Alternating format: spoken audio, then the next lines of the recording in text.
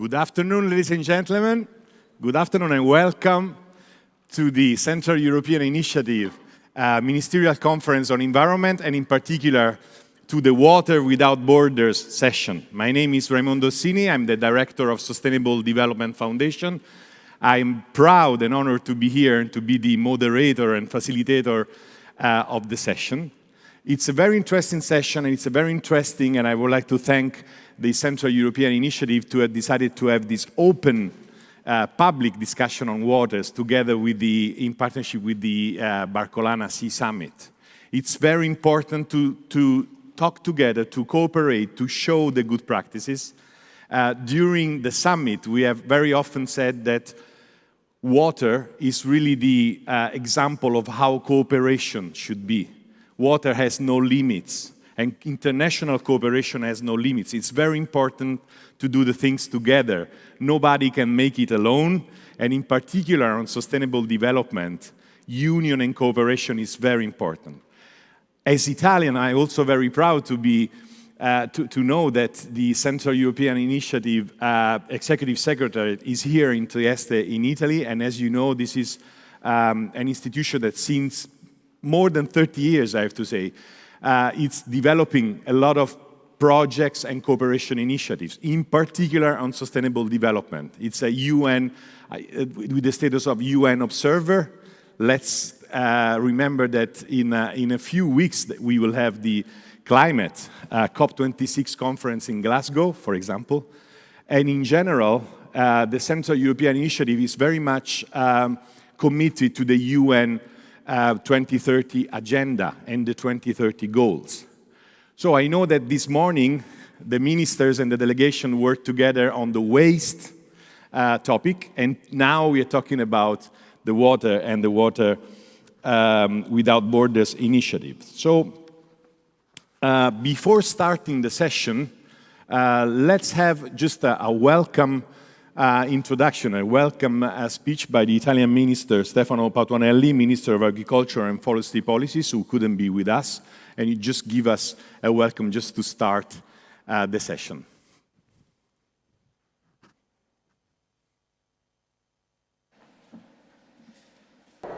Buongiorno a tutti, saluto il Presidente Antonione, lo ringrazio per l'invito e mi dispiace non poter essere con voi in presenza e dovermi limitare a un messaggio in cui vi auguro buon lavoro, e saluto ovviamente le autorità e tutti gli ospiti e i relatori presenti a un evento molto importante in un contesto direi decisivo. È stata molto apprezzata l'iniziativa della società medica Barcolana, della Barcolana, a voler ospitare in un contesto di una settimana degli eventi che mettono il mare al centro del dibattito. Il mare è una ricchezza importantissima per tutti i paesi, genera solo per il Mediterraneo un terzo del valore del PIL italiano all'anno. Mezzo miliardo di PIL viene generato, e di ricchezza viene generato dalla risorsa mare nel Mediterraneo. Quando si parla di sostenibilità e transizione ecologica sappiamo bene che questo percorso si fa soltanto se si fa tutti assieme, e questo vale incredibilmente per il mare. Il mare non ha confini, la risorsa ittica, la biodiversità marina si muove liberamente e non ha barriere, e quindi va tutelata, e possiamo farlo esclusivamente con il dialogo tra i paesi che si affacciano sul mare. Credo che sia fondamentale avere questo rapporto istituzionale tra i paesi per gestire la risorsa ittica. Il nostro paese sta facendo la sua parte sia nella cooperazione internazionale, sia nei bilaterali con gli altri paesi, ma soprattutto con le risorse che vuole investire per tutelare da un lato e sviluppare l'economia del mare dall'altro. La transizione ecologica e la sostenibilità nella gestione del patrimonio marino e del mare in generale è un elemento centrale delle politiche del Piano Nazionale di Ripresa e Resilienza e del Next Generation EU europeo. Ci sono progettualità specifiche per il mare, per i pescatori, per gli acquacoltori, per la logistica marina. Credo che sia fondamentale in questo percorso il rapporto con le associazioni, con le categorie, con i pescatori, perché la gestione del patrimonio ittico è anche tutela dell'ambiente marino e della biodiversità.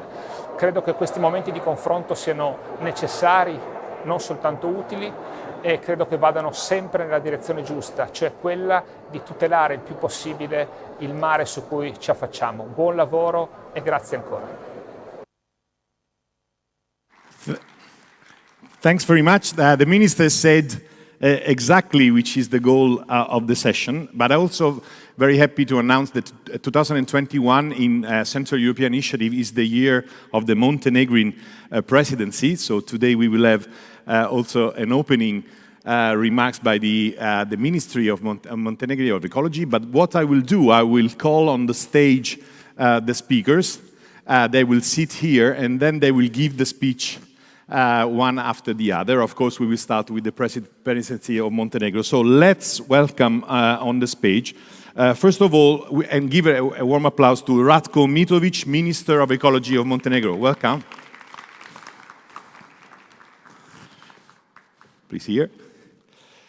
Then, from the Republic of North Macedonia, we have Nasser Nureddini, Minister of Environment and Physical Planning. Welcome, welcome. From Croatia, let's welcome Mario Šiljek, State Secretary of Ministry of Economy and Sustainable Development. It's very important that you have economy and sustainable development together. Welcome.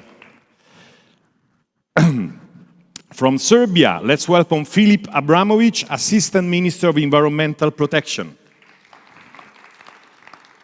From Bosnia and Herzegovina, Jelica Grujic, I hope that my pronunciation is correct, Jelica, Head of Department for Tourism, Ministry of Foreign Trade and Economic Relations. And as the hosting country, let me welcome Laura D'Aprile, the Head of Department of Ecological Transition and Green Investments in the Italian Ministry of Ecological Transition. Welcome, Laura. It's here.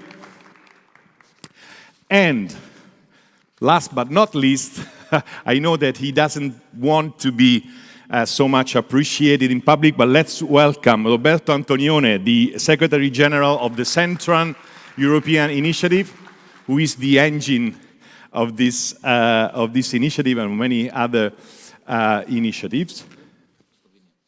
Let's, from Slovenia, because I have two connections from online, Belarus and Slovak.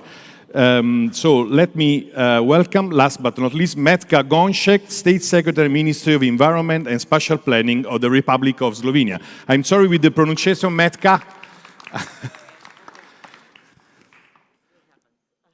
It happens, but I've done some courses, but I need to improve a lot. So we will start with the opening remark from the Presidential from Montenegro. We will have the speech in Montenegro language, but then we have a translation after that. So let's start. If you want to go to the desk.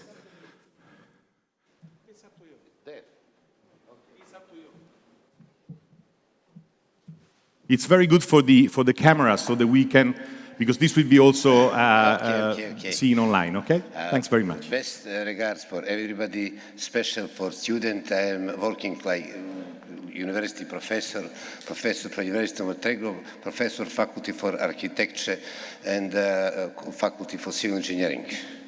For me it's very interesting, without water, without borders. I can talk about one project. We're working one project with the Croatian. We have some problem. We have wind from east to west, from Albania and Montenegro to Croatia and Italy. We have problem with some plastic bottles, something like this. And when some Albanian west plastic put in sea, plastic go to Croatia. We are talking about this project, maybe I think the project is about 4 million. We are talking about new project, how solve this problem. I talk about what is problem, maybe Montenegro is leader from treatment wastewater. We have more than 10 treatment wastewater. But what is the problem? We can talk about some problem, maybe not from Montenegro. We have atmospheric water and wastewater. It's same pipelines. This is so bad for treatment wastewater. Also, maybe the first problem for treatment wastewater is the location. My experience at this time is there is some municipalities near the Montenegro, small town. President of the municipality made contract with designer, with contractors, and with some bank about finance, maybe 6 months ago. Citizen for this town, stop it, everything. Next week I have a meeting with president of the municipality, what we'll do, big problem. Location, also for recyclation. Factory is a big problem, location.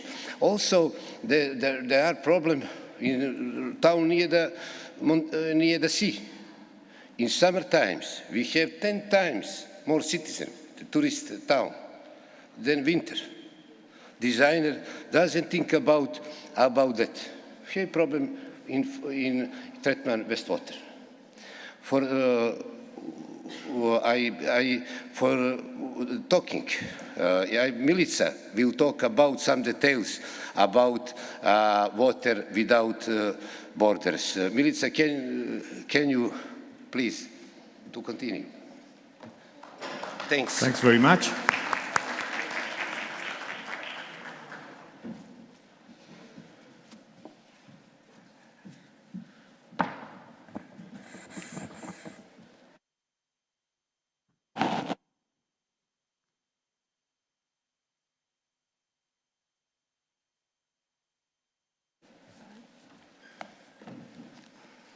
Hvala ministre.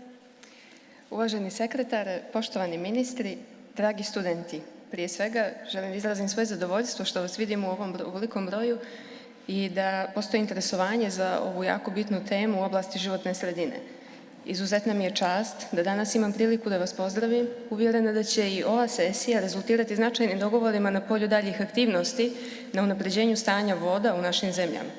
Sam naziv sesije upućuje na dobro poznatu činjenicu da životna sredina ne poznaje niti geografske, niti nacionalne granice, već predstavlja naše zajedničko bogatstvo i najznačajniji resurs koji bi trebalo da nas povezuje i bude osnov za dalju saradnju. Prirodne ljepote i bogatstvo naših rijeka, jezera i mora krase naše zemlje i poseban su motiv za ulaganje napora u njihovo očuvanje. Očuvanje životne sredine predstavlja kamen temeljac savremenog održivog razvoja i uslov za opstanak budućih naraštaja. Vrijeme da čovjek, kao kreator najvećih problema u oblasti životne sredine, preuzme na sebe odgovornost za izlazak iz njih, napravi velike korake na tom putu i postavi ekološku održivost kao prioritet u svim svojim djelovanjima. Pitanje životne sredine dotiče sve segmente društva, te da se ne može zaobilaziti, a rješavanje problema koji su naša stvarnost se ne mogu odlagati. Da bismo ostvarili željene ciljeve, moramo razviti najbolje prakse i primijeniti savremene standarde koji doprinose poboljšanju životne sredine. Međunarodna zajednica u kontinuitetu ističe značaj voda, te danas imamo brojne inicijative i konvencije čije djelovanje usmjereno na očuvanje ovog dragocjenog resursa. Za Crnu Goru ove teme imaju posebnu važnost jer smo prije 30 godina usvojili deklaraciju o ekološkoj državi, čime smo najavili i trasirali naš politički i strateški pravac. Današnja Crna Gora posvećena je svom evropskom putu, uspostavljanju evropskih standarda života i održivom razvoju. Uvažavajući smjernice i obaveze koje proističu iz međunarodnih konvencija i inicijativa, Crna Gora, poštujući principe životne sredine, teži integralnom upravljanju vodama. Svjesni smo da sveukupni razvoj društva kao nezaobilaznu posljedicu ima narušavanje stanja životne sredine, te da je čovječanstvo stavljeno na raskrsnicu između ekonomskog prosperiteta i života u zdravoj i održivoj sredini. Naša generacija je još uvijek u poziciji da reaguje i preduzme korake usmjerene ka postizanju ova dva dijametralno suprotna cilja, a to su kvalitetna i zdrava životna sredina i društveni napredak. Na kraju bih ponovila da su sinergijski pristup i neprekidna ulaganja u očuvanje životne sredine jedini način da se postignu željeni ciljevi kroz razvoj najbolje prakse i primjenu savremenih standarda koji doprinose njenom poboljšanju. Želim svima uspješan rad, uvjerena da ćemo zajedno mudro osmisliti mehanizme koji će uspostaviti održivost razvoja naših zemalja. Hvala vam na pažnji. Thanks very much. Now we will have a translation from Jasna Janovic from Montenegrin delegation. Thanks very much, Jasna, for the translation.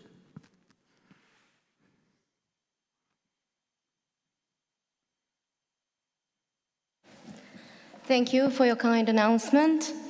Ladies and gentlemen, dear Secretary General, dear Ministers, dear Secretary of State, dear students, we are all very happy to see you in such a great number and that you show your interest in this topic, which is very important. It's a great honor and privilege for me to have the opportunity to greet you, convince this session will also result in significant agreements in the field of further activities to improve the water condition in our countries. The very name of this session points to the well-known fact that the environment knows no geographical or national borders, but indeed represents our common wealth and the most important resource which should connect us and be a base for intensifying cooperation.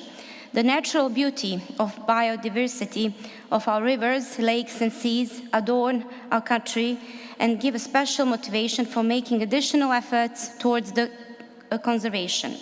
Preservation of the environment is a cornerstone of modern sustainable development and condition for the future generation's survival. It is the moment for human, as the creator of environmental problems, to take responsibility for resolving them, to make great steps along the way, and to set environmental sustainability as a priority in all his actions. The issue of the environment affects all segments of society and cannot be avoided, nor can the solution of problems that are a reality be postponed. In order to achieve desired goals, we must develop best practices and apply modern standards to contribute to the improvement of the environment.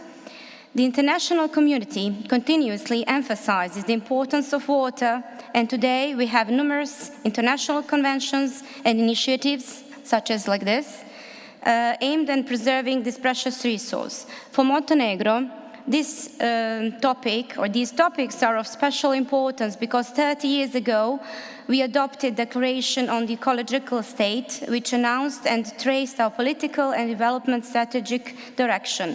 Montenegro today is committed to its European path, to establishment of European standards of living and to sustainable development.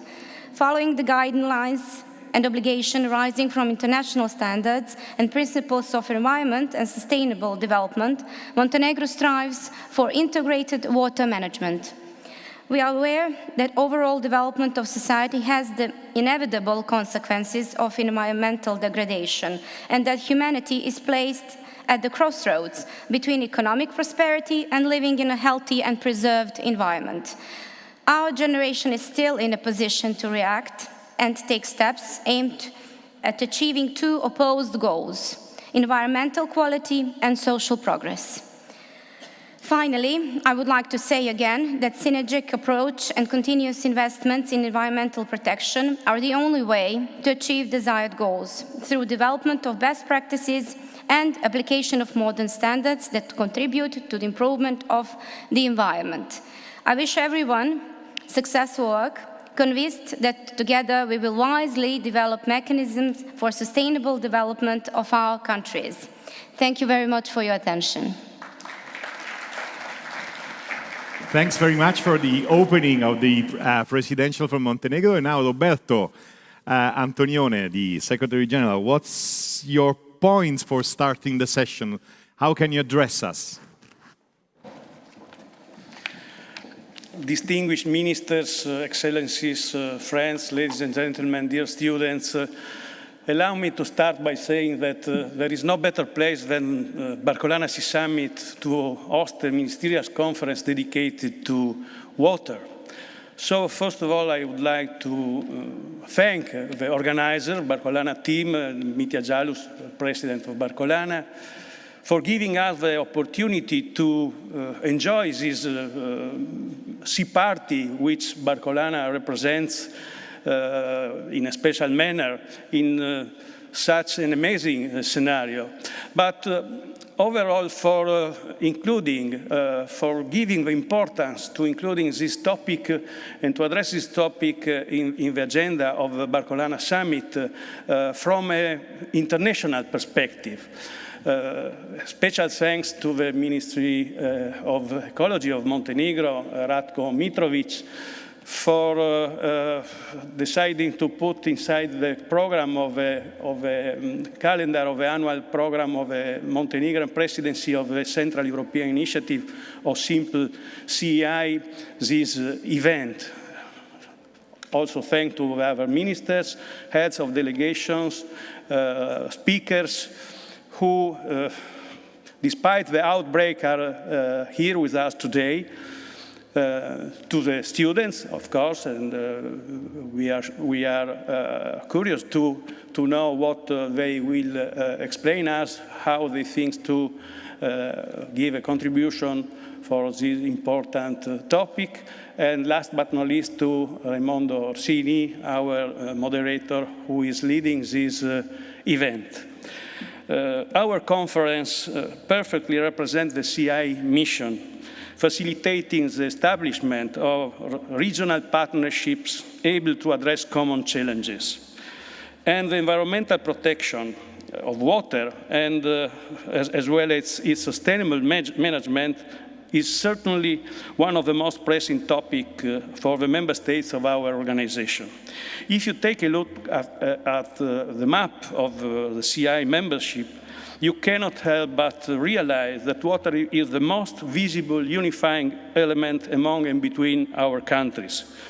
Some of them share the Adriatic-Ionian basin, some share the Black Sea, and the other the Baltic Sea, not to mention the several lakes and rivers that are crossing our territories. This huge but fragile natural, cultural, and economic treasure deserve our highest attention and full dedication, and we thus need to use and valorize it in a sustainable manner. We very well know that several interactions occur between and among different uses of water. Tourism, transport, fisheries, aquaculture, oil, gas, energy, and communication are only some of the many economic activities connected to this vital resource.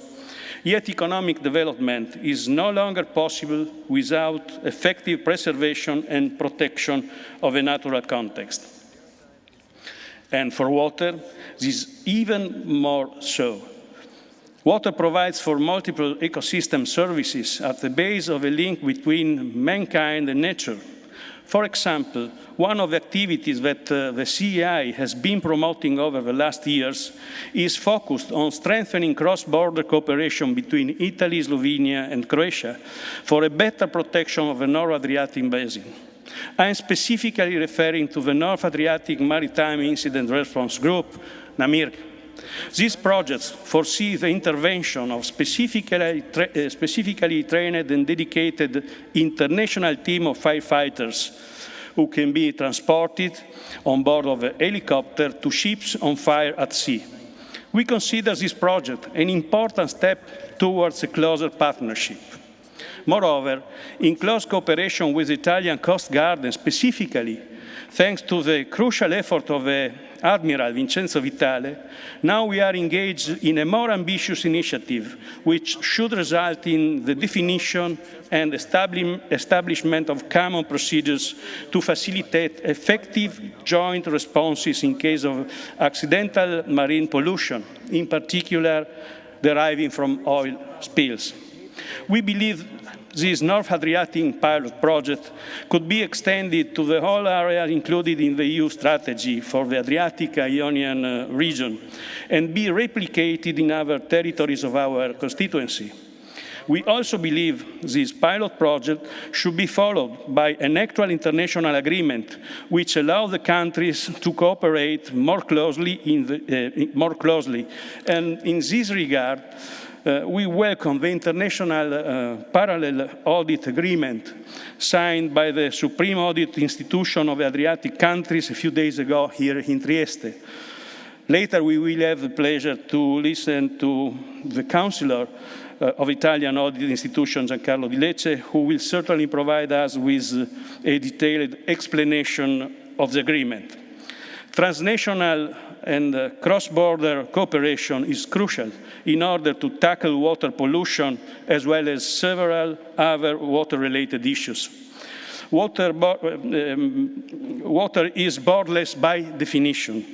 Thus, we cannot expect any single country, not even the most powerful ones, to try and face such complex challenges by itself. And this is the main message that today's conference should transmit to the audience, as well as the main rationale behind our future regional activities in this field. We are certainly aware of the difficulty in finding an adequate balance between environmental protection and economic growth, also when it comes to the sustainable use of seas, rivers, and lakes. We are aware of the many challenges we are and will be facing, but I'm sure we are also aware of the fact that the only way to win these challenges is working together. Thank you very much for your attention. Thanks very much, Roberto, for the excellent starting of the session.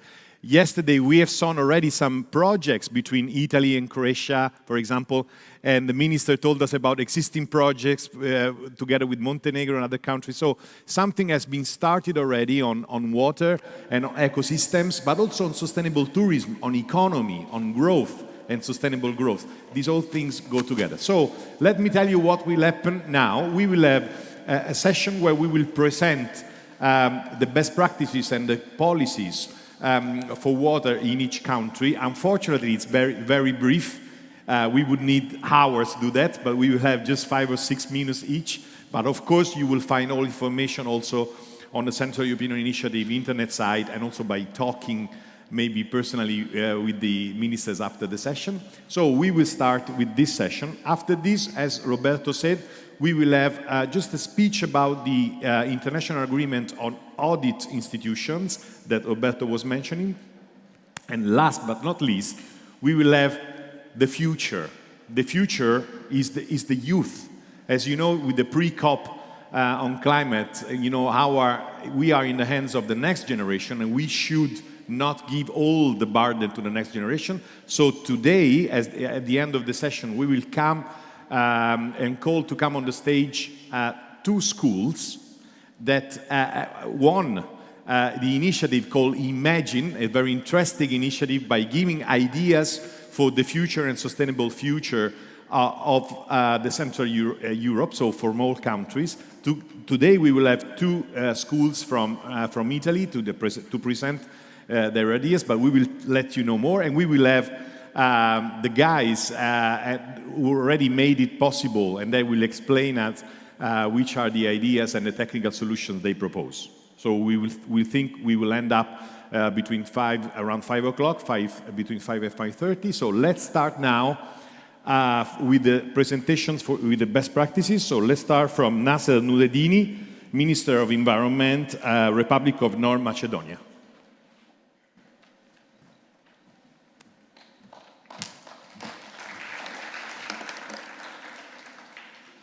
Thank you.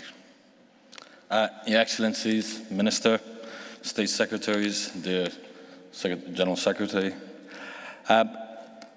dear President, it's a pleasure to actually be here to address you in regards to our best practices and give you an overview of what the Republic of North Macedonia is doing.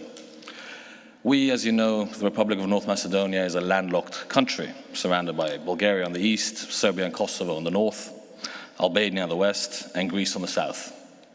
The hydrographic territory of our country is divided into 4 rivers basins: the Vardar, Strumica, Drim, and Morava.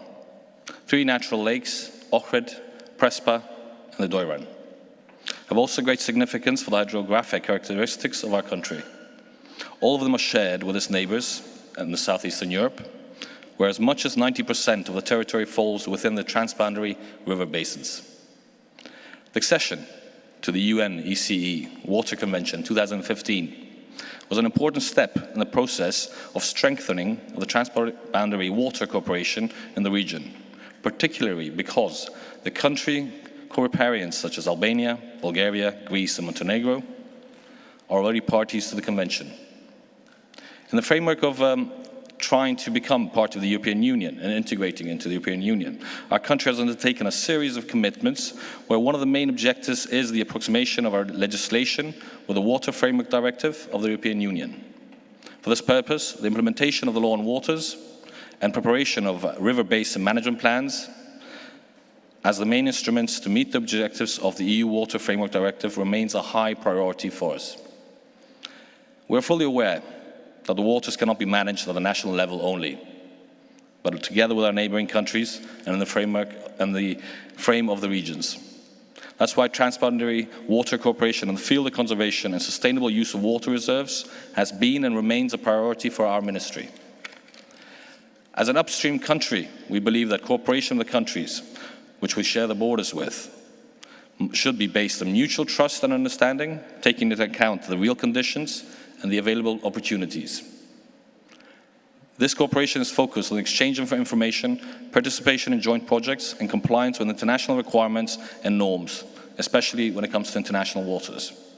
For this purpose, based on bilateral agreements, I'll show you an example, or tell you of an example, are the joint committees and expert working groups for the Ohrid and Prespa lakes, which we share with Albania and Greece.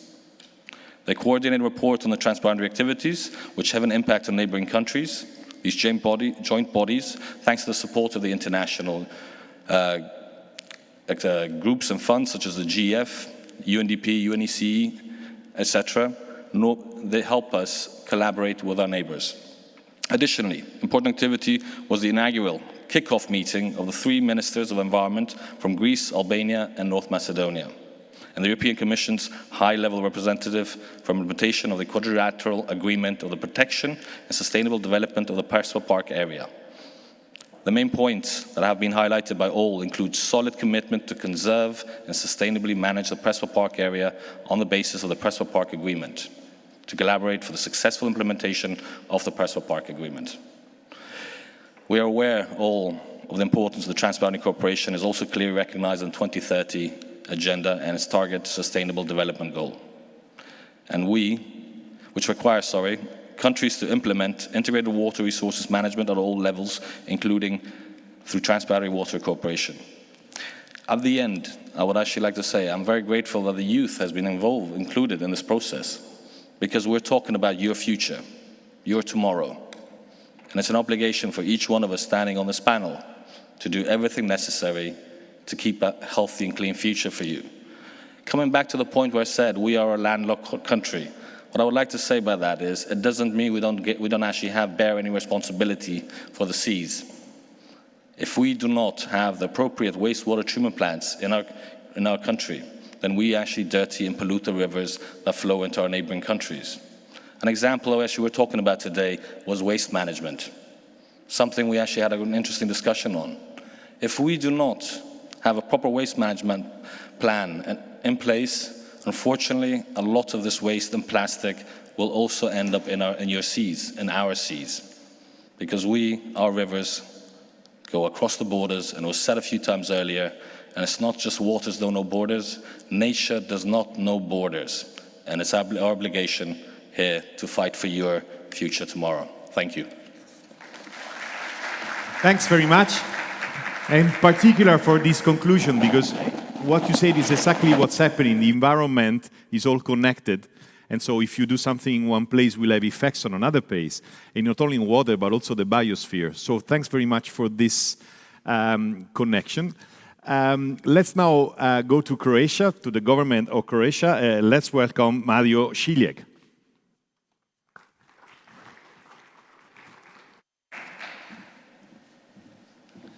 Thank you very much, distinguished ministers, hosts, ladies and gentlemen, dear colleagues, dear students. It's my great pleasure to greet you here in Trieste today on behalf of Republic of Croatia and present you our contribution to the protection of the Adriatic Sea. The sea, seashore, islands and water in Croatia are of special interest and enjoy the special protection. They are protected by our constitution. Among EU countries, Croatia recorded the highest freshwater resources per inhabitant, followed by Finland and Sweden, and our Adriatic Sea and coast are also important generator of economic growth. Being aware of the vulnerability of these precious resources, we are committed to protect them. Achievement or preservation of good water status and good status of marine environment is our goal.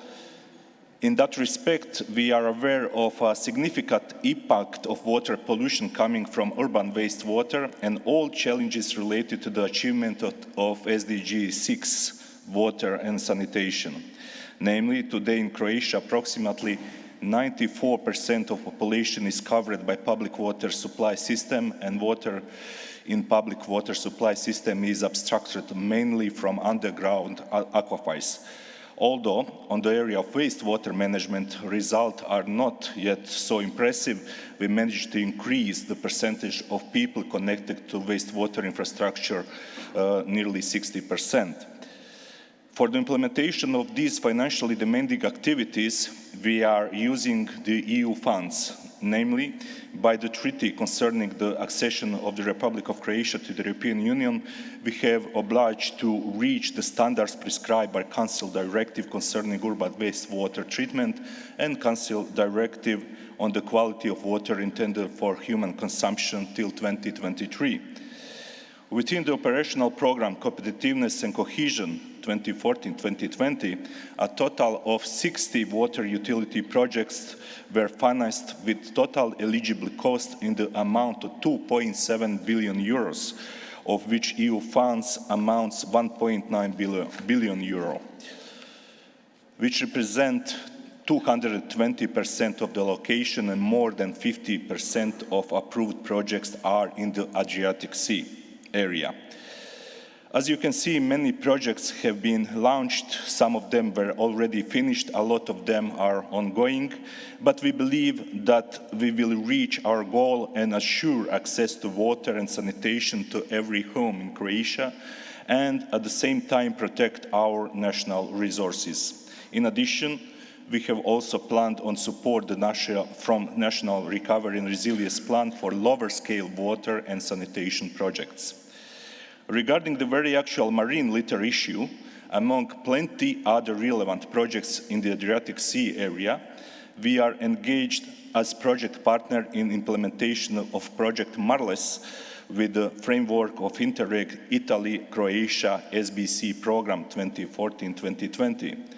The goal is to improve the environmental quality conditions of the sea and coastal area by use of sustainable and innovative technologies and approach to coping with marine litter problem in the Adriatic Sea.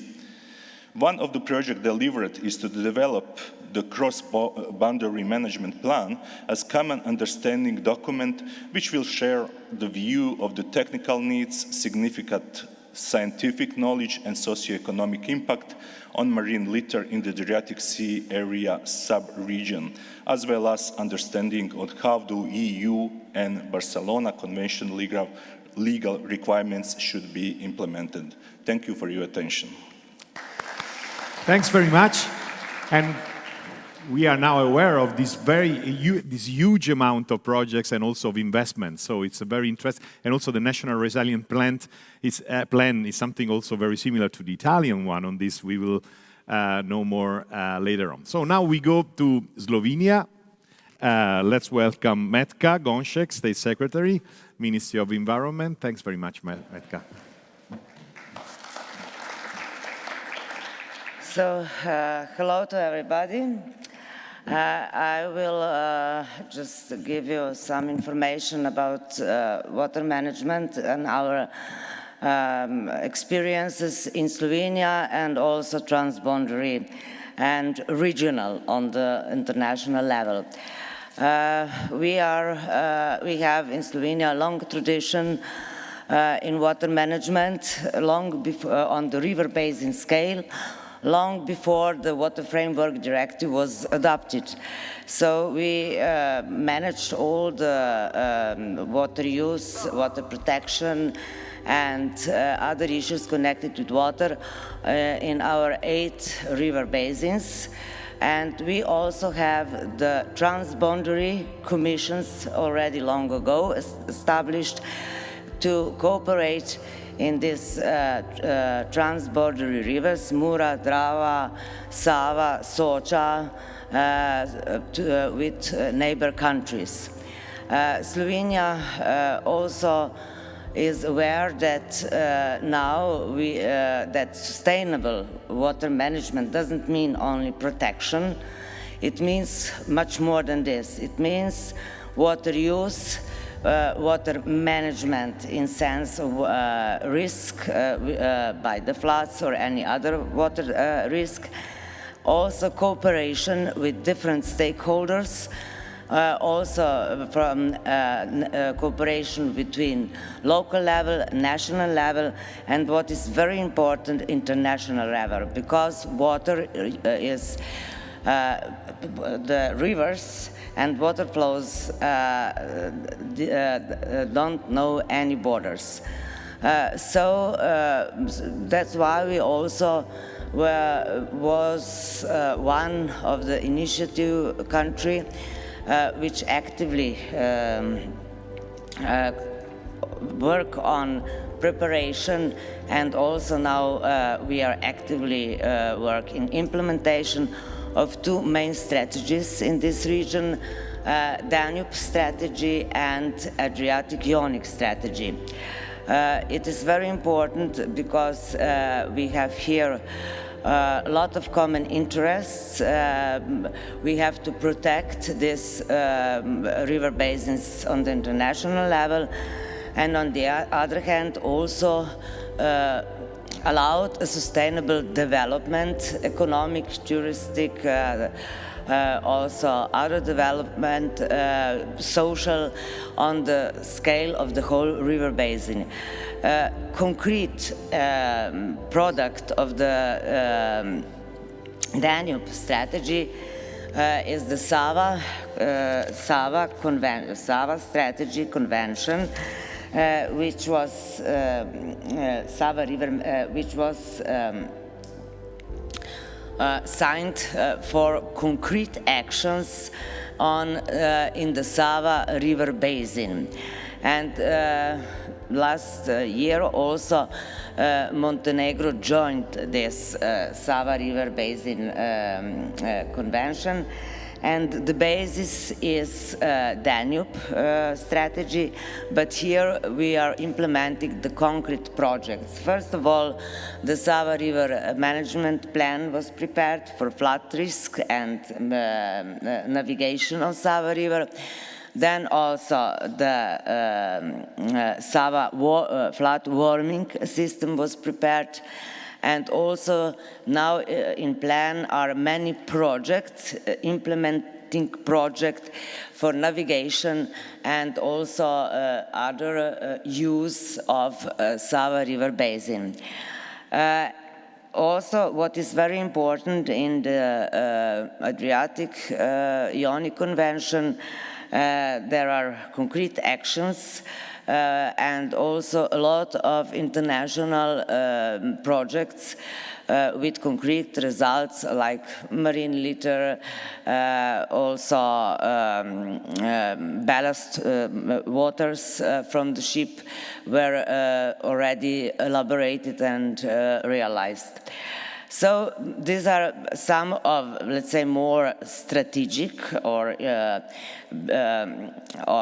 let's say planned work which we are doing in the this on the river basin scale, transboundary and international. But what is important, we also implemented a lot of concrete projects. For example, on Drava River, there are many projects cross-border, but what is very important, that we have negotiated with the Austria the common regime and how to operate with the hydropower chain on both sides of the Drava River. This happened after the great disaster floods in 2012.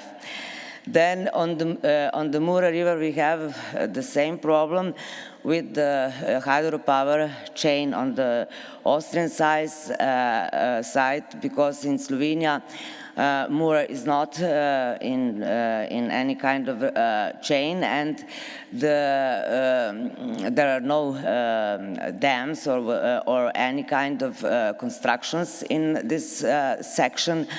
And that's why we have problem with deepening of the riverbed and deepening of the groundwater. But here we are also finding, we were trying to find some common solution with Austrians and our neighbors Croatia, taking into account also this biosphere reserve, Mura-Drava River, Mura-Drava Danube, as proclaimed biosphere, also approved by UNESCO. Then we have, with Italians, we have concrete projects for flood protection and establish green corridors with eco-services. We have two projects, green on this area, Grevislin and Visfrim, and here we are solving the flood protection, also nature protection, and also development for possible eco-services. Also with Croatia, on the border rivers, we have Frisco projects, which are concrete projects with end results. Either is this flood protection and also at the same time protection of nature areas. So what is very important now, for the end, I will also want to mention, we are now, we have this presidency now during the time also for COP26, and what is very important now that we have to take into account not only the disasters and the droughts and floods and pollution of water caused by now, but also the climate is change, and we have to take into account also the big impact of these changes to the waters. And here it is very important, the international cooperation, because otherwise we cannot do anything. Thank you very much. Very much for this very impressive presentation. And I was thinking, Roberto and Minister, I was thinking that when we do the minutes of the meeting, all of these projects, it can be put together in a kind of repository, maybe in the Central European Initiative, so that everybody can go there and see the outputs, because we are collecting a lot of ideas. Maybe they are not so famous outside, so it's very important to communicate. So thanks very much. And now we go to Filip Abramovic, the Assistant Minister of Environmental Protection, Republic of Serbia.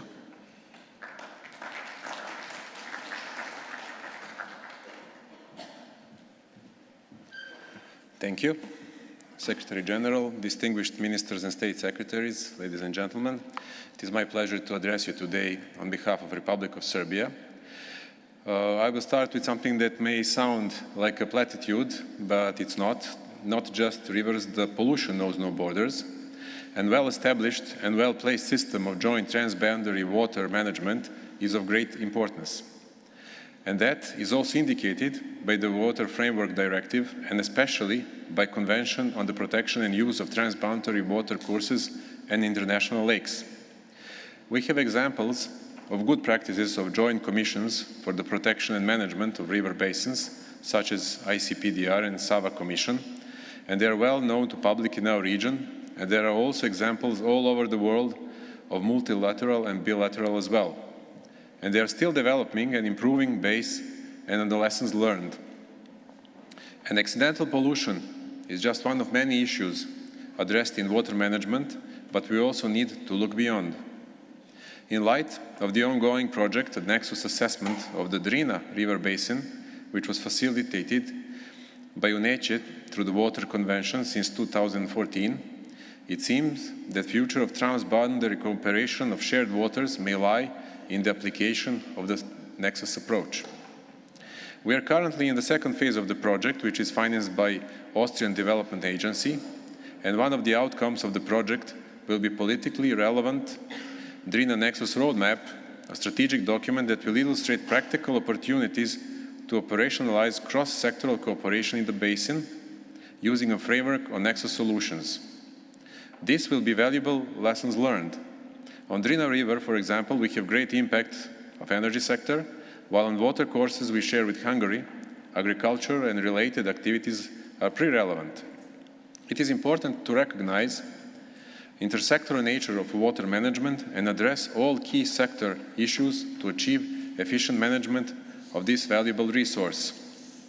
Republic of Serbia and Hungary, for instance, have traditionally good neighboring relations and good cooperation in transboundary water management that was conducted for decades based on agreement since 1956. By time, especially after the adoption of the Water Framework Directive in 2000, it became obvious that it is out of date and needed revision. Although both of the countries are active participants of the International Commission for the Protection of the Danube River, our bilateral cooperation needed to follow current trends in water management as well, and in 2007 a rule book on procedures in case of water pollution on Serbian-Hungarian transboundary waters were adopted to facilitate the efficient actions in case of emergency water pollution, as defined by the rulebook. After that, the preparation of new agreement harmonized with Water Framework Directive and other water directives started, and in case of emergency pollution, we have generally guidelines for emergency management procedures during accidental pollution. Out of total number of 22 transboundary water bodies defined in Serbian legislation, 6 water bodies are shared with Hungary. One of most and very interesting shared rivers is Plazović River, and it's a small river with a total length of 129 kilometers, from which 92 runs through Hungary and 37 through Serbia, where it flows into Great Bačka Canal. And it is interesting that in the border zone, on the length only 15 kilometers, River Plazović crosses from one country to another 8 times.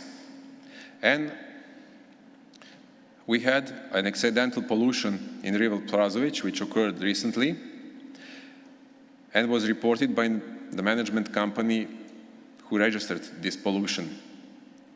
The very next day, joint sampling was organized. Each side performed the analysis of the samples in the laboratories, and we're going the same results showing the high organic pollution. Together with observation on the field, results implied on the pollution from the milk industry and malfunction on the wastewater treatment plants collecting these wastewaters. Hungarian side took necessary steps in accordance with their law to stop further pollution. And the new agreement between the government of Serbia and the government of Hungary on cooperation in the field of sustainable management across borders and water basins of common interests was signed in March 2020. In its preparation, all relevant institutions and public water companies were represented in the delegation, including Ministry of Environmental Protection. In the light of the Nexus project, which was facilitated by UNHCR, and I mentioned it, and Convention of Protection Use of Transboundary Water Courses in International Lakes, it seems that the future may lie definitely in this approach. On Drina example and the influence that it has on all sectors, not just environment, but also on energy, it is very important to recognize this intersectoral nature of water management and to address all key sectoral issues and achieve efficient management of this as a valuable resource. All of these projects must be viewed on a regional and on a global level, and the Republic of Serbia stands firmly to be a good partner and to work together with the region, with the countries in the world, to solve all the problems regarding water pollution. Thank you for the attention. Thanks very much. And again, we see that waste management, energy, ecosystems, and climate, they are all connected, and water is the means of having the connection of all this. It's something very interesting. You all spoke about depuration systems, water quality, waste management, but also energy, dams, and emissions.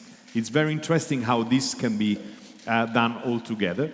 So now we go to the next country. Let me welcome Jelica Grujic from the government of Bosnia and Herzegovina.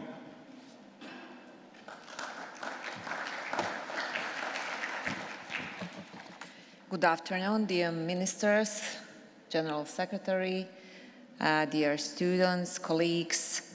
It's my pleasure really to be here today and to share our experience in this very, very important topic. Actually, this morning we had a very fruitful discussion about the waste management, and this is something that need and should be connected with our today's topic, actually connected with the water. I will start my intervention with the one sentence that we need to bear in mind all the time, and that is that for a healthy community, nothing is more important than water.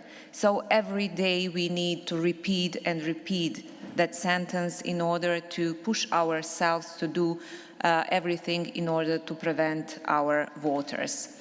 When we talk about Bosnia and Herzegovina, of course, I need to underline that despite the fact that we harmonized our legislation, which is, as I said this morning, mainly on entity levels and Brčko district, we harmonized that, but the problem stayed.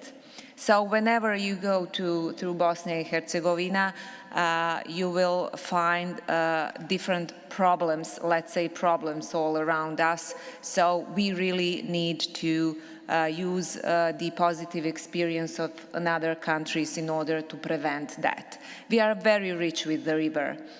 We have Drina, Sava, Una, Neretva, Bosna, and hundreds of smaller rivers, and I have to underline that we are really, really rich with water, but we need to do something very, very urgently to prevent the problems and to prevent garbage to come to the rivers. Our colleague from Serbia actually had some example about Drina River, and recently in January actually we had a very huge problem on that river, and that is problem not only for Bosnia and Herzegovina, but a lot of floating waste are coming from Serbia and from Montenegro actually to Visegrad town, and creating problem not only for energy sector, not only for environment, but not because I'm coming from tourism sector, but I need to put tourism sector also in that agenda, because if we want to develop sustainable tourism, we need to protect our nature. On the first place, we need to protect our waters. So I cannot tell that this is just a case, Drina River, and I hope that in the future, when we meet together and speak about Drina River, that would be some positive case about our joint cooperation between Montenegro, Serbia, and Bosnia and Herzegovina, and to maybe to present that positive case in a future activities. We have good cooperation with other countries, of course, especially when we are talking about Dunav and about Sava. We ratified that convention, of course, and we are involved in the work of the commissions Drina and Sava, and that is very useful experience for us. And at the end, I really want to maybe to conclude or to put something as a very important, again, taking into consideration that nothing is important than water. We need to follow prevention principle, and we need to follow principle that environmental damage should be rectified at the source. So to find the source of pollution and then to solve the problem. It's much cheaper, because when we talk about the cleaning of the rivers, it is so expensive, so it's much cheaper to find the source of the pollution and then to tackle the problem. Thank you very much. Thanks very much. Yesterday, during the summit, somebody said that water is the oil of the future. This was one of the of the sentence. And what you said, it made me think that we are creating a kind of water alliance. So investing in water quality, means investing on what will be strategic for the future, like oil was strategic 100 years ago when we didn't know about the fossil fuels problems. The countries were investing. Now we are forgetting the fossil fuels. It will take 20 years or so, or maybe 30, but water will be the next strategic value for the future. So what are investing now is very important for this. And talking about investment also, let's welcome Laura D'Aprile, the head of department of the Italian Ministry of Ecological Transition, because her department is named Ecological Transition and Green Investments. So Laura, the floor is yours. Thank you very much, honorable ministers and high-level representatives, dear colleagues, and of course, dear students. Thank you for being here. It's my great pleasure to be here on behalf of the new Italian Ministry for the Ecological Transition. Sustainable management of water is a priority for the Italian Ministry for the Ecological Transition, as well, of course, for the Italian G20 presidency, as it contributes to eradicating poverty, fostering economic development, and favoring people's health and prosperity through ecosystems, health, and sanitation. The increasing water demand and use, exacerbated by changes on water availability patterns due to climate change, has put water resources and ecosystems at risk, and by now calls for urgent adoption of sustainable water management practices. The effects of over-abstractions are likely to be exacerbated by the increasing water scarcity and drought event, unless an integrated and sustainable water resource management approach at catchment scale is carried out. Having in mind the traditional definition of sustainability applied to water resources, we recall we should manage water resources by meeting current ecological, social, and economic needs without compromising future generation ability to meet those needs.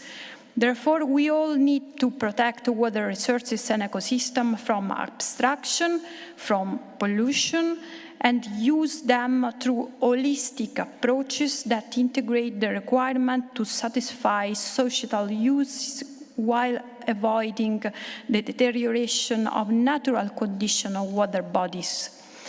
In this view, we cannot act only on the risk management, but we have to act on monitoring.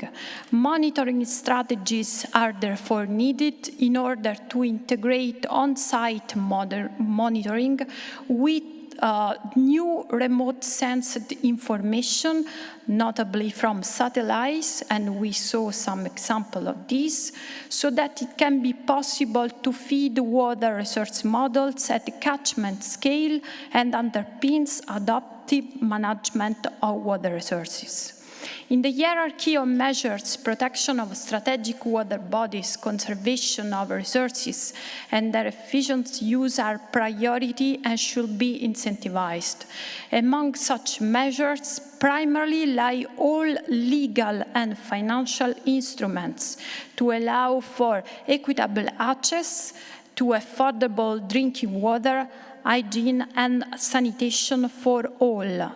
Italy endorsed legal instruments and financial tools to ensure such access to underserved and vulnerable people, since no one has to be left behind.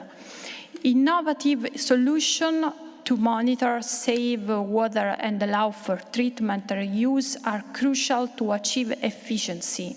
Nevertheless, the selection of the best combination of measures and their relevant scales is only possible if data on water availability and demand are available, so that measures can be set and evaluated in the wider catchment context. Investing in monitoring means, therefore, designing effective measures to ensure efficient use of water resources. It means saving water resources and saving financial resources. It means assessing the sustainability of water management from quantitative point of view. Access to safe water and sanitation is key component of human rights, and it's officially recognized by the United Nations as a fundamental human right. Climate change, population growth, urbanization, the water pollution from nutrients, pesticides, sediments. We saw the pollution from plastic waste, microplastic, exercise a great deal of pressure on water resources worldwide. Water use is growing much faster than population. Although nitrogen surplus and inefficient water use have been reduced, fresh waters continue to be affected by diffuse pollution, hydromorphological changes, and excessive and unsustainable capture.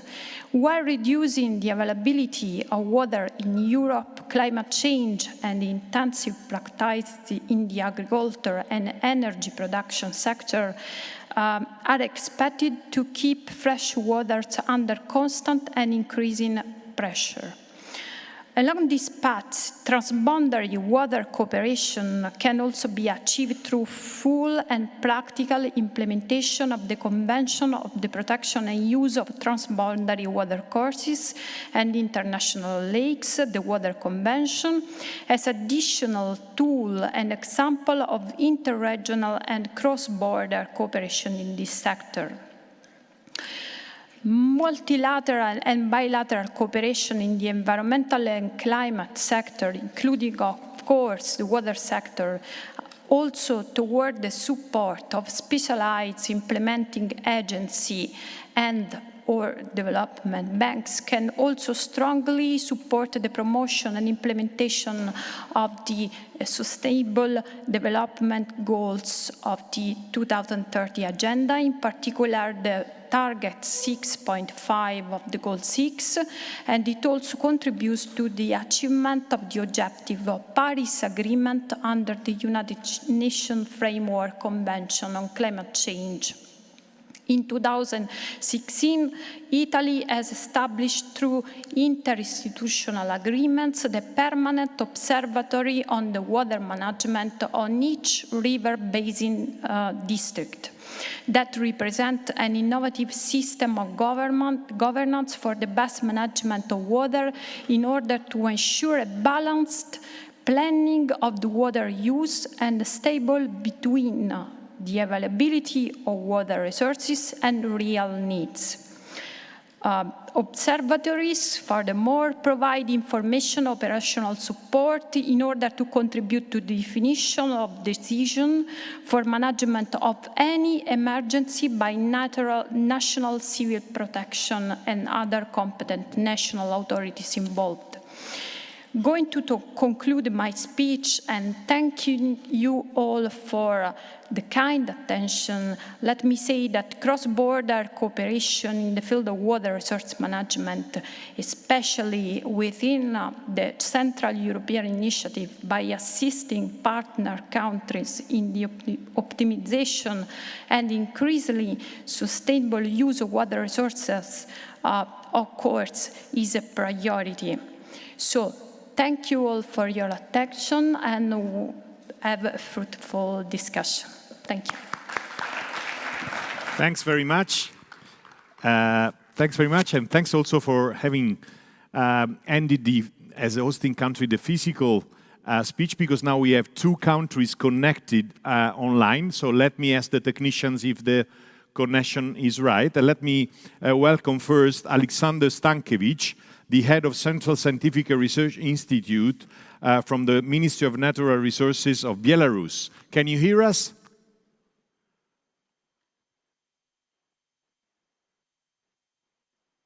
Is it okay?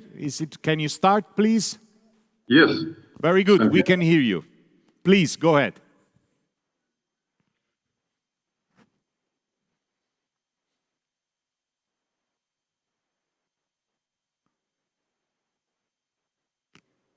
Sorry.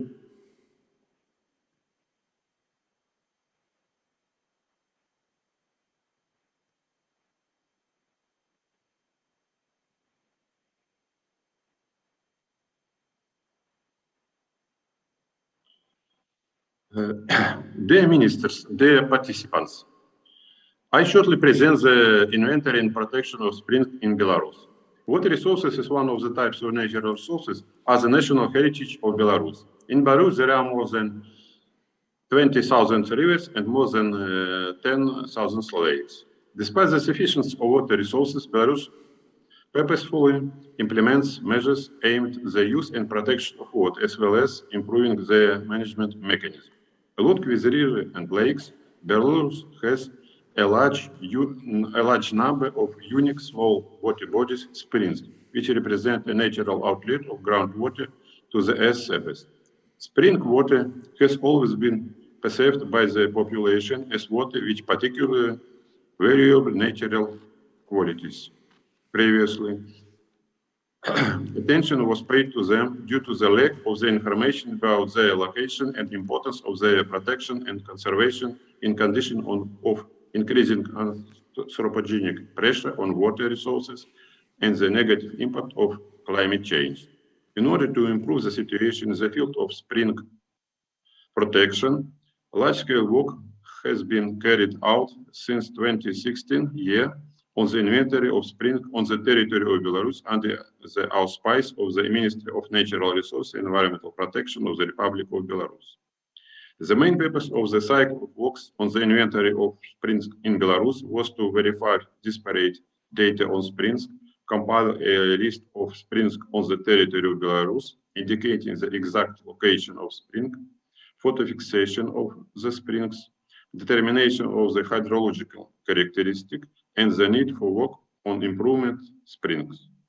When conducting an inventory at the stage of organizing field research of springs, the live information and open data of regional internet resources were first analyzed in order to compile an initial list of springs subject to inventory.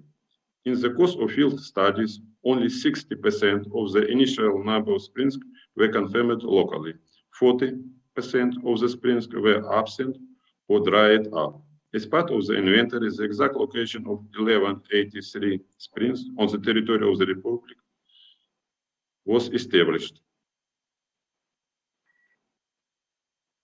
The largest spring in Belarus is the Blue Spring, which located near the village Dubno in the Slavgorod district of Mogilев. Its flow discharge is about 50 liters per second. According to the result of inventory of springs in Belarus, about 30% of studied springs have a flow discharge of 0.1 to 1 liters per second. About 10% of studied springs have a flow discharge more than 1 liters per second. The remaining 60% of springs have a flow discharge of less than 0.1 liters per second. Thematic information about springs is included in the web section Register of Surface Water Bodies of the Republic of Belarus of the Information System of State Water Cadastre.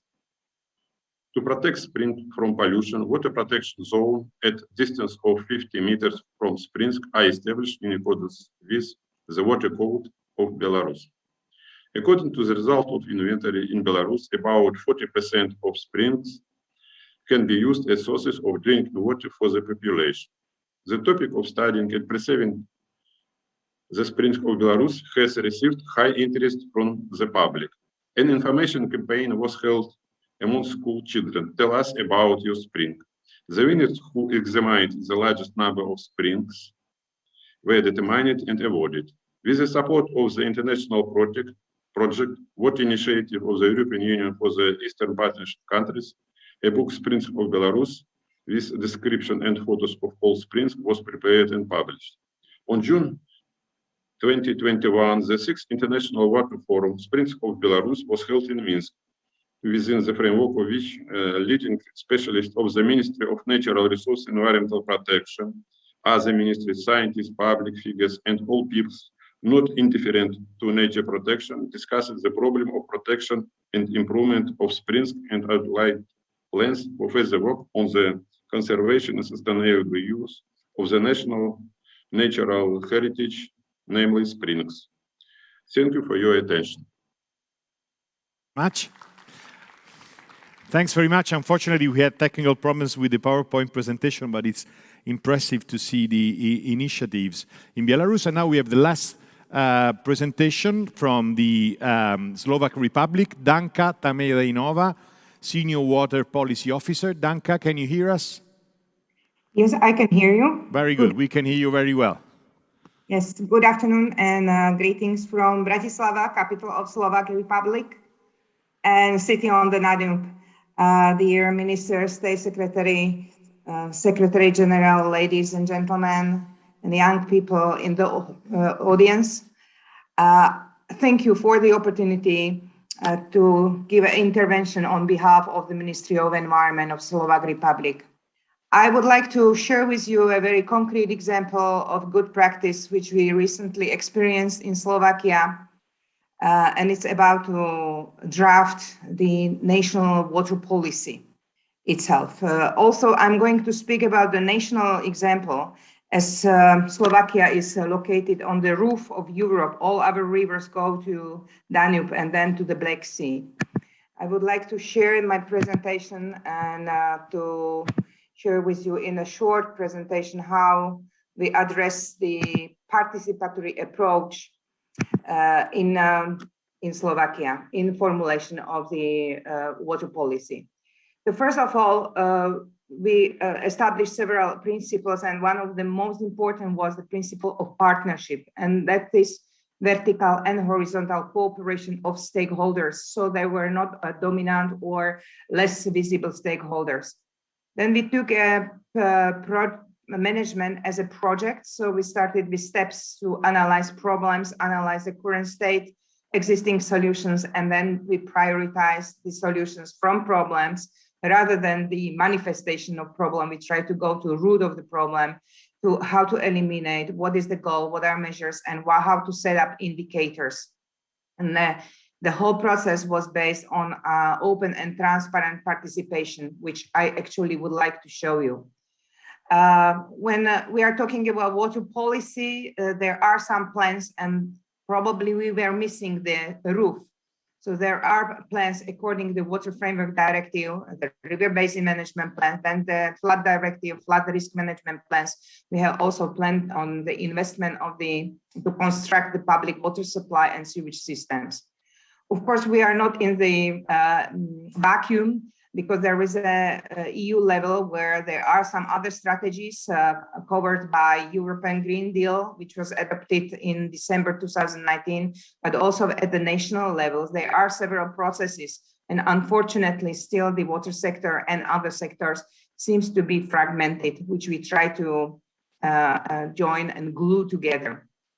So who was making the strategy are about more than 300 people altogether. So we established so-called expert groups dealing with different aspects of water, and then also the steering committee mandated by the minister, and then the advisory working group.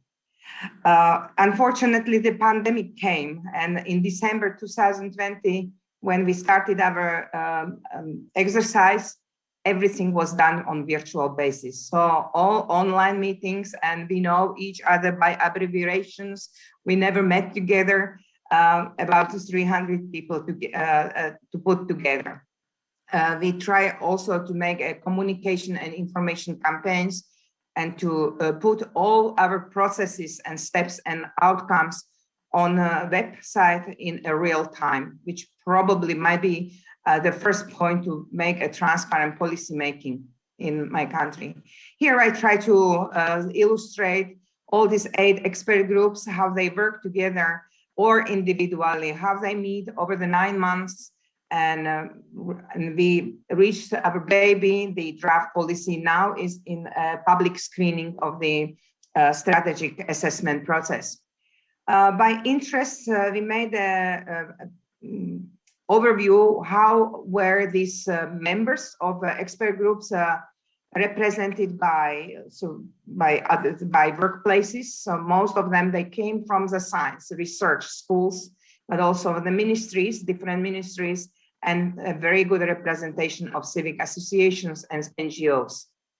By sector, who was developing the strategy was indeed the majority came from the water sector, but also we had the nature protection, agriculture, forestry, energy, health, spatial land use development, transport. Even I should mention tourism, as it was mentioned before, some speaker before me. So probably the most of the time we spend to identify what are really problems and how to put them together in a holistic way. So we found that there is an absence of integrated approach of management of waters, and then and partial problems. So in addition to desk studies, we made some information campaigns and workshops and field trips in the field. So finally, we came up with 10 pillars for water, where to intervene. You might see only icons, but probably I should mention them. Water in the country, water in the city, sustainable use for other purposes of water, water for all, clean water, living rivers, the cooperation, the education, knowledge management and capacity building, institutional setting, and financial investments.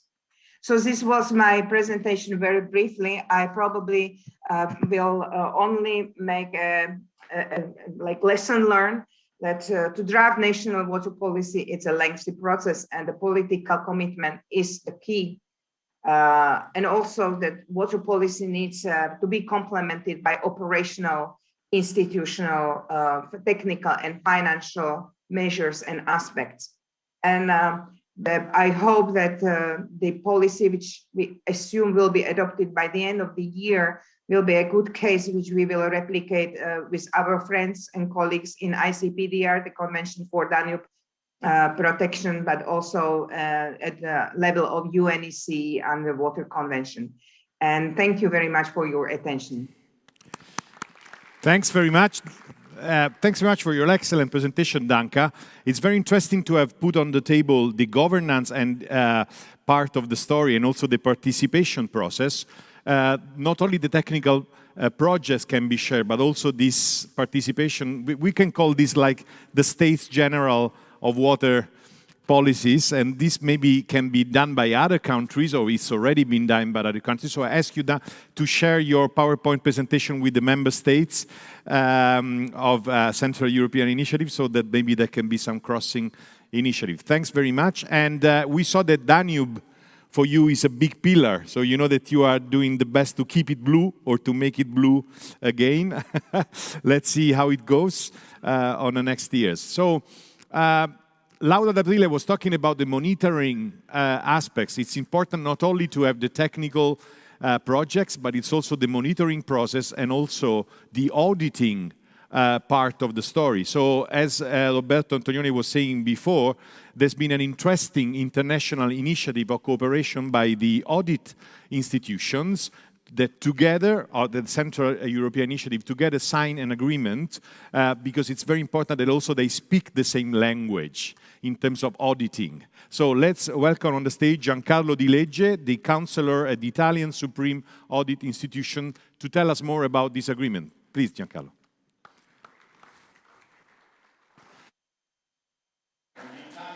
Corte dei Conti, isn't it? Okay.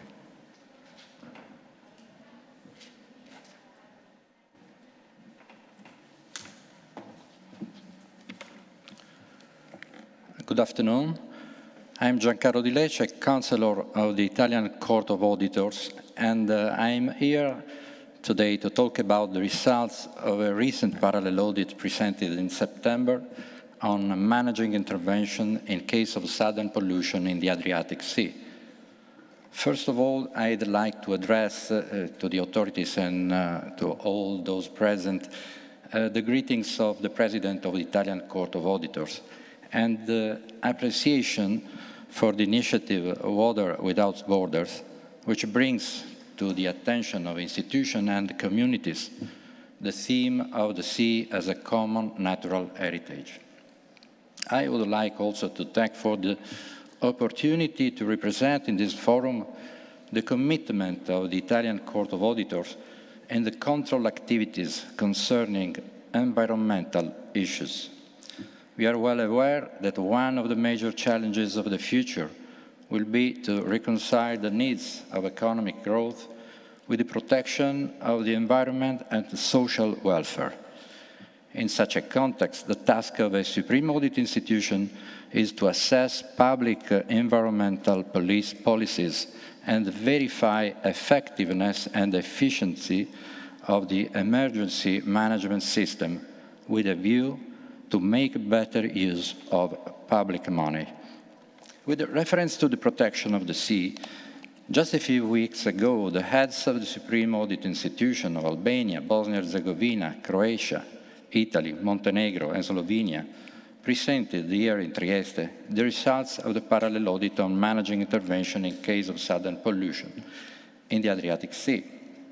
On the basis of the work carried out, our Supreme Audit Institution came to the conclusion that we are in presence of actual risks considering the characteristics of the Adriatic Sea, a semi-enclosed basin with special threats such as the short distance of its coasts, shallow waters, and extraordinary biodiversity, which make it an ecosystem particularly sensitive to the threats of pollution. In face of this situation, it would be necessary to make a great effort to overcome the national particularism. We know that a severe pollution could suddenly affect large areas of the Adriatic Sea and seriously harm not only the environment, but entire coastal economies in the tourism, fishing, and the services sectors. Some data collected during the survey carried out by Italian Court of Auditors can help us to understand the extent of the risk from spills of hydrocarbons or other toxic substances. In 2019, more than 42 million tons of crude oil have been unloaded in the port of Trieste, making it the most important oil shipping port in the Mediterranean Sea. In the same year, 2,676 tankers carrying oil, gas, and chemical products delivered in the Italian ports more than 30 million tons of refined petroleum and more than 2 million tons of chemical products. Between 2018 and 2019, there were 13 accidents in the Adriatic Sea classified as very serious, which could have led to dramatic environmental consequences. Returning to the content of the parallel audit, in the first meeting in our audit teams, we agreed to formulate the main question in these terms. How efficient is the national emergency response system to sudden and accidental marine pollution? The answer to this question was considered an essential step to evaluate the national capacity to deal with a sudden oil spillage in the sea and to ascertain the presence of a coordinated intervention plan among the Adriatic countries to face the most serious emergencies. Despite the differences came to light at national level, all the participants were significantly converging on three key points later incorporated into the joint statement signed in Trieste by the heads of the Supreme Audit Institution. Here, the three key points. First, the urgency for all the countries bordering the Adriatic Sea to adopt measures to enhance the system of prevention and management response to marine pollution caused by sudden and accidental spills of hydrocarbons or other noxious substances. Second, the importance to activate cross-border cooperation mechanisms for emergency management. In particular, it has been recommended to implement a common emergency response plan and organize joint exercises programs. And lastly, the wish to establish a permanent committee or a platform of experts for the exchange of experiences and good practices, and the development of projects focused on prevention and response to marine pollution. We can definitely say that our parallel audit offers to government and parliaments, as well as to the international community, an accurate analysis of the national emergency response system to sudden marine pollution. An added value is given by the several proposals to improve our emergencies prevention and management systems, as well as to reinforce the ongoing cooperation processes, thereby creating the basis for greater protection of the Adriatic Sea. With particular regard to the results of the inquiry carried out by Italian Court of Auditors, we emphasize that in the areas with the maritime borders in narrow spaces, the adoption of a rapid and coordinated intervention mechanism can no longer be considered an option, but an absolute necessity. And let me say, it's necessary to act quickly.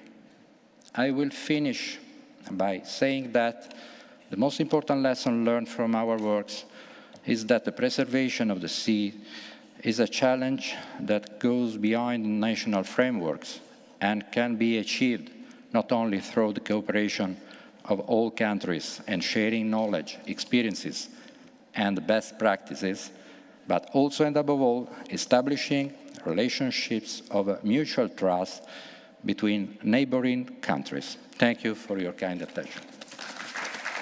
Thanks very much.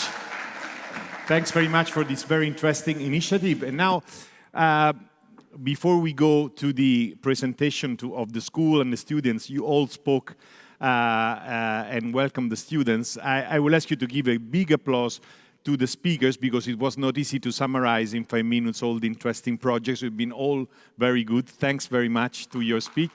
And also to the governments for the future. So now I will ask you all to sit down in the first row. Asking Roberto if you can stay, because you have to present the schools, but you can sit here and you can watch the presentation. Thanks very much. And let me welcome on the stage, if he wants to do so, Mitja Jaluc, who is the head of the Barcolana. Please, Mitja, come with us. It's a pleasure to have here. And also, we know that you have been busy with journalists, and maybe you missed a part of this session. But what happened today, it was really a kind of presentation of all the existing projects of the Central European Initiative. We had 9 countries, but we know that there are other 8 countries with projects that can join. We created a kind of water alliance. So I was thinking, and maybe this is my proposal to you, that maybe the Barcolana Summit can host this every year, this summit, and so that we can watch the evolution of the projects, and maybe we can ask also if the Central European Initiative agrees on this, and if you agree, and we can create now this partnership. What do you think? Don't tell no. Huh? It's impossible to say no. Thank you. Thank you to all authorities and ministers for this important initiative inside the Barcolana Sea Summit. Thank you, Mr. Antonione. And I think it's a good idea. We will be here next year, and if Roberto agrees, Barcolana will be here with the European Center Initiative. Okay, so it's impossible to say. And so we will meet next year and see the evolution of the projects, and maybe we'll have even more countries. Okay, thanks very much for this. Now it's sealed, it's done, the pact is done. So now let's go to the final part of the day and the session. I would like to welcome on the stage the two schools of this initiative. I like very much the name of the initiative, Imagine. Now, maybe Roberto will tell us more. What is very important is that this initiative is called Active Young Citizen for Sustainable Development in Central European areas. Active citizens, young citizens, means that they can go on the streets protesting and demonstrating like they did. And I think it's very important to do that, because this push us to do something. But to be active means also to propose some projects, some ideas. And that's what they did in high school. So we are talking about students from 14 to 18 years old as an average. So now we will give visibility to two schools that presented, and now they had the time to present their projects. So let's welcome on the stage from the high school Enrico Mattei in Latisana, three students, Leonardo Nadali two students, Leonardo Nadali and Massimiliano Job. Please come and tell us what you've done. And congratulations, because you were one of the best projects and the presenters of the project. And let's also welcome on the stage a school from Trieste, a very famous school, Francesco Petrarca High School. And I know that it was Roberto's school. so you know very, very well the school. Let's call Benedetta Bratos, Emanuele Castelli, and Marta Sant'Angeli.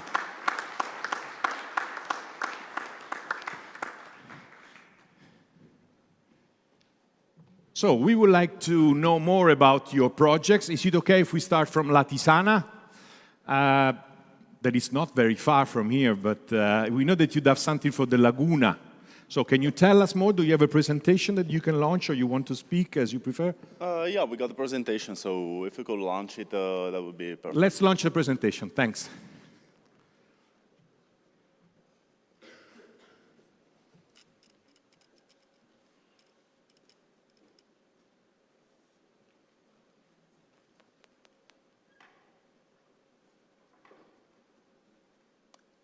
Okay, so for first, I'd like to give a little school presentation. If you could change the slide, go to the second one, please. Maybe you can change the slides yourself. We can give you the pointer. Okay, it's coming. Okay, thank you. Okay, so for first, I'd like to give a little presentation about my school. My school is the InCe Mattei, and it has got 6 courses. It has got 2 high school for scientific and 1 for the languages, and 3 technical schools, 1 for economics, 1 for tourism, and mine, who is about electronics. And it has got a professional school for catering and hospitality too. And therefore, it offers its services to a wine school catchment area called Basso Friuli. And the curriculum of our school aims at developing specific competencies which favor rapid work placement and acquisition of important social and cultural values. Our school, located near the city of Lignano, aims at developing a civic sense and the capacity of being critical in our students, and at the same time wants to offer them some inputs coming from the real world in a continuous connection with the job market. In particular, our School for Technology and Electronics is concerned with C-related issues and organizes both internal activities and initiatives with local actors.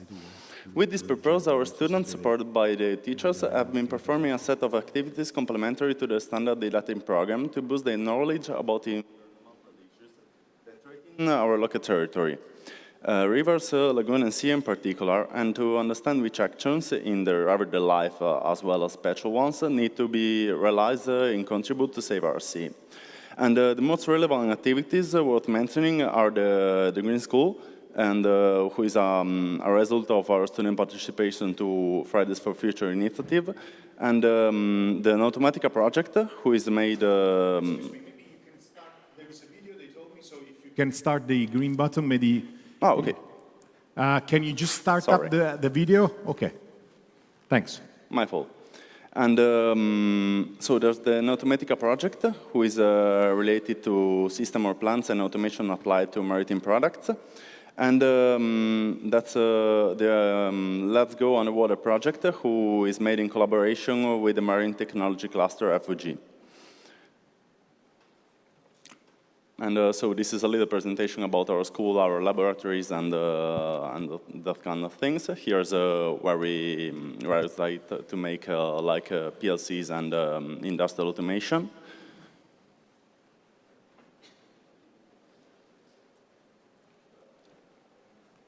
And this is where we concentrate more on, I don't know how, like this is our rover, or the prototype of it.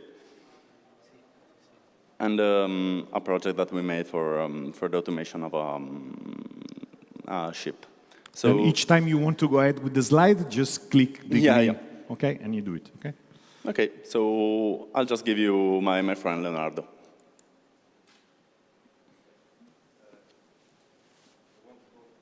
You can move your mask if you want. Okay. It's better for okay. I want to talk about our territory. And okay, our territory in Friuli-Venezia Giulia is rich of water-based environments and habitats. One example of these are the Lagoon Zones, which extends from the mouth of Tagliamento River to the Isonzo River's mouth. In these areas, we can identify many ecosystems due to the variation of the water level during every stage of the tides, each having different types of flora and fauna.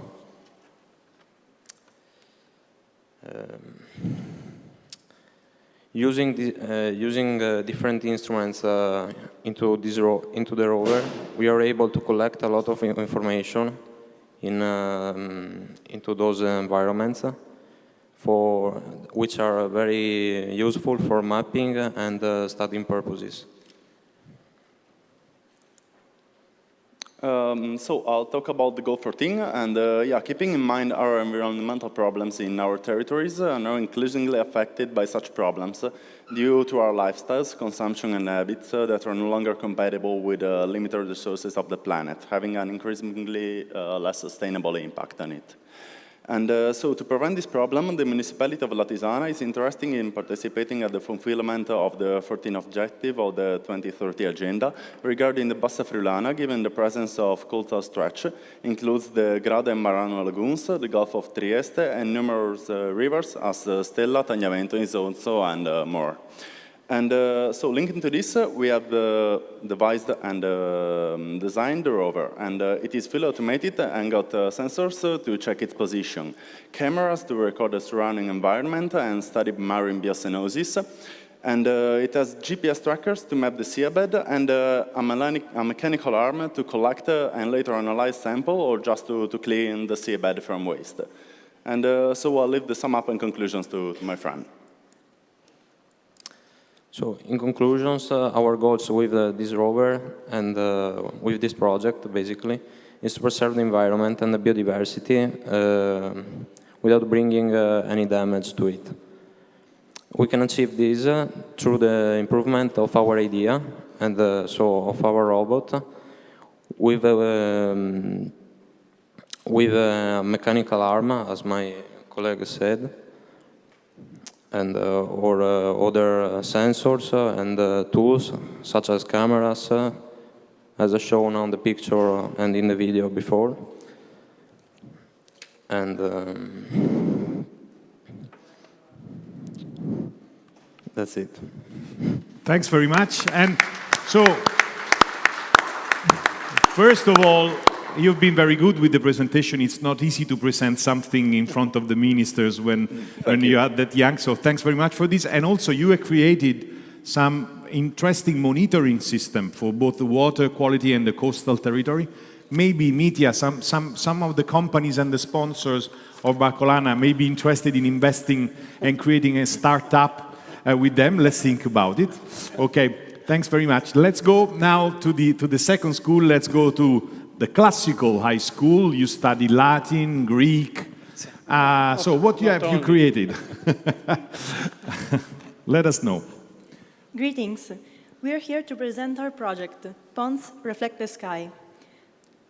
Can I change? Yeah, now. Perfect. Thank you. You're welcome.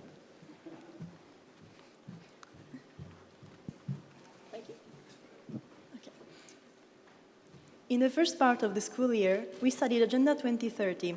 Each of us explored one of the 17 goals and presented it to the class, also for the recommendation of essays, poems, videos, graphs, and photographs. Let's quickly scroll through the in-depth work we have done and conclude with a meaningful image chosen by one of our classmates to talk about partnership. When the news of the CEI competition reached our school, we decided to focus primarily on goals 6, 13, and 15, and to read them in relation to our territory in order to relate the global to the local, offering a practical application to the guidelines of Agenda 2030.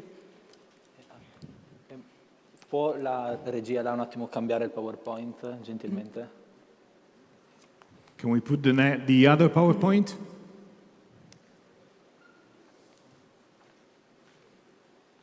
Okay. Yes, this is one.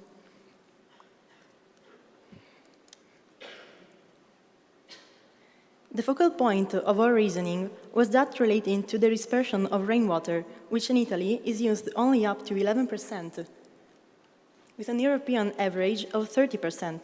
The issue is so relevant that Coldiretti has launched a campaign, which we hope will have resonance, be successful, and also be financed with the recovery plan, with the purpose of creating thousands of small basins, built without the use of concrete and in balance with territories, which could store water in order to distribute it rationally to citizens, industries, and agriculture, with a significant positive impact on environment and employment.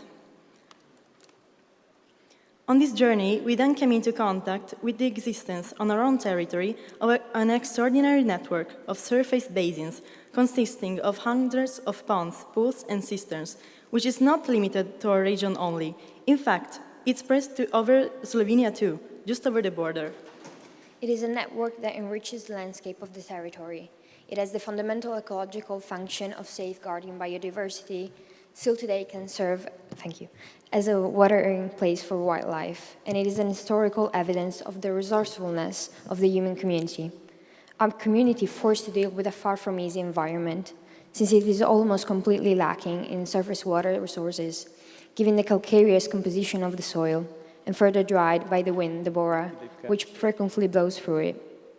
In the past, and until 1950s, ponds were thus used by the population to collect water for domestic use, for economic animals, to fight fires, to produce ice that was sold to large urban breweries, and that also reached Egypt, and to produce fertilizer sludge. A humble reality that reflects an extraordinary human commitment and the title we decided to give to the project. The risks to which the system is subjected are very serious, and the losses it has suffered over the years are dramatic. It is estimated that about 80% of the basins has disappeared or is in precarious conditions. As it was demonstrated by the studies conducted in particular by the Ponds and Wet Zones Protection Association, ponds are subject to the risk of being invaded by lectinous animals and plant species. And the waterproofing layer, often made of filled clay, risks cracking due to prolonged periods of drought and also intensified by climate change. These environments, made by man, in the absence of routine maintenance, will disappear, evolving first into wet and then dry meadows. The urban expansion and policies in place may be a further risk factor for some of these environments. Therefore, they need continuous maintenance. Thank you, Marta. We have thus identified during the project 8 actions articulated into 21 sub-actions, ranging from a historical and biological study and an update of the environmental heritage census to the analysis of the effects of climate change on the reservoir system, to designing and implementing restorative operations within the framework of a precise time schedule, to the proposal to refunctionalize the system, also in favor of tourist use, and to the identification of management methods that could involve students in very concrete voluntary actions. We want to say a few more words on a slightly lateral theme. We linked the study of these artifacts to the study of dry rural architecture, and therefore to the study of fieldstone walls, of the casite and of the ice boxes located next to the ponds. The dry stone architecture heritage is so important that in 2018 UNESCO included the fieldstone walls technique among the intangible cultural heritage of humanity. As already mentioned, it is a heritage, that of ponds and that of dry rural architecture, connected to each other, as precious as it is fragile, and that must be preserved also through the protection of knowledge, which, often transmitted orally, risks being lost. It is also for these reasons that we have already started a schoolwork alternation project. About 20 of us students, with the guidance of experts from the Partnership of Dry Rural Construction, will reconstruct part of a fieldstone wall within the social pasture of Bazovica, a small sign of the care we want to give to the territory, to indicate also to the political authorities that we need everyone to do their part. Thank you very much. Thanks very much, fantastic. Incredibly, for a classical high school, this is a very interesting project also for historical and social reasons. So thanks very much. And Roberto, these are two of the results of the first edition of Imagine initiative. What is your feeling? I think it was a very good success of the initiative. Can there be a second one? Can we go ahead with this? Tell us more about the initiative. So this initiative was created last year. You, in your beginning speech, explained that Central European Initiative has the status of observer in the General Assembly of the United Nations. And so we are engaged, of course, in implementing the Agenda 2030 and much more. We thought that it would be very useful if we were be able to involve young people to create the condition for implementing the Agenda 2030, for the simple reason that the future is of young people, and they are the leader of the future. They have to be part of the process to build a better world, and they have a lot of quality for give their contribution. And so we propose this idea to competition among the schools of our member states, 19 member states, because also we have some partners, the Adriatic-Ionian Initiative and the Italian Ministry of Foreign Affairs. We support this initiative, and so we have 19 countries that participate in this competition. Last year we had 3 important winners, 3 schools coming from our countries. 2 out of 3 of these schools focused their proposal on the sea. It's absolutely important. One from Pula, Croatia, the second one from Duras, Albania, and it's a very, very good result. And then in Friuli Venezia Giulia, we had 2 winning schools. We have pleasure to host them here today. One is from La Tisana, the second one is from Trieste. They have been awarded by the special prize offered by the Friuli Venezia Giulia region and by Fondazione Cassa di Risparmio of Trieste. In this day, we are launching the second edition. There are some news. The first one is the name. Last year, the name was a little bit complicated, but very precisely because it was Active Young Citizen for Sustainable Development Goal in CEI and AII areas. This year we thought it's much better to simplify the title, entitle it Imagine. The idea to call it Imagine is simple because, of course, everybody knows the song of John Lennon, and what the song of John Lennon explained. Imagine is to think to the future, and during the General Assembly in 2015 in New York, 194 countries approved the Agenda 2030. Imagine was a song of a ceremony. And so this is the reason why we decided to choose this name. We have students to present some proposals, some ideas, but with a specific, how can I say, a specific element, not to speak or not to think to all the world, but to be focused on their community, their local community. Try to involve all the authorities, all the people, because starting from young people, we can imagine we can have a strong engine for a new world. And fortunately, today we have the possibility to listen to them. It's absolutely positive. This year we have other regions that will support this initiative, Puglia and Sicily. It's another result. We are sure that other, also private companies could be part of this initiative, and we are proud of it, and we hope that this year we can reach a better result, and overall to have many other students, many other young people that can give an important contribution in implementing the Sustainable Development Goals of the United Nations Agenda 2030. Thanks very much.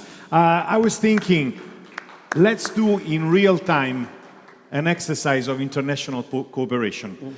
If we want to make real your project, choose one country, and so you can cooperate with a high school of one of the countries of the Central European Initiative. So if you could choose one country with which you want to cooperate to make this project real, don't think about investments. They will put the money. Yep. Don't worry. You have only to think about a country. Which country will you choose? I think I'll choose Croatia because it's the nearest one, the one we can, I don't know, cooperate better, I think. And we got like a similar environment, I think. Not that much, I know. But I don't know, I think it's a great thing because we've got like the northern and the eastern part of the Mediterranean Sea. So that would be a nice thing to do.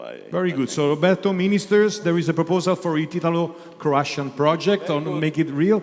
And what about the ponds? There are many ponds. These are very typical of this territory. But which country would you like to cooperate? Well, as already stated, the network of the ponds expands also onto Slovenia. So we would like to cooperate with Slovenia and outside the border countries. Matka is there. Yeah, we have exactly. the Secretary of State. So this is a proposal. The ponds are in both countries. So you. Yeah. On the karst territory. So yes, it's a heritage that is also not only Italy's heritage, but also Slovenia's heritage. So we should cooperate to improve it and protect it. Very good. So we have 2 new projects now. So thanks again. A big applause to the schools. They've done a great work. And now, I think... Raimondo, if I can add something for the students. Next year we will give a special prize. For the winning school, we foresee that they can go to the United Nations headquarters in New York. And I think it will be a very good experience, not only because New York is a special city, but overall because they can be introduced in the multilateral mechanism. And so they can understand better what it means and what they can do if they are able to cooperate with all the other in the world. And so it's up to you to present the best proposals. But and the prize will be a trip to New York, to the United Nations. Exactly. And they will not come back. They will stay there. It's up to them. It's up to them. Thanks very much for this. I think it's very good to close the international session media with the young students and with the youth. I think it's a very good, and also of 3 days of Barcolana Summit. We started on Wednesday, and I think they've been fantastic days. We know that the works will go ahead tomorrow, and hopefully we'll end up with a fantastic race. So, Mitya, do you want to close the day with a few words about the Sea Summit, maybe in Italian, because this will be registered also for the media?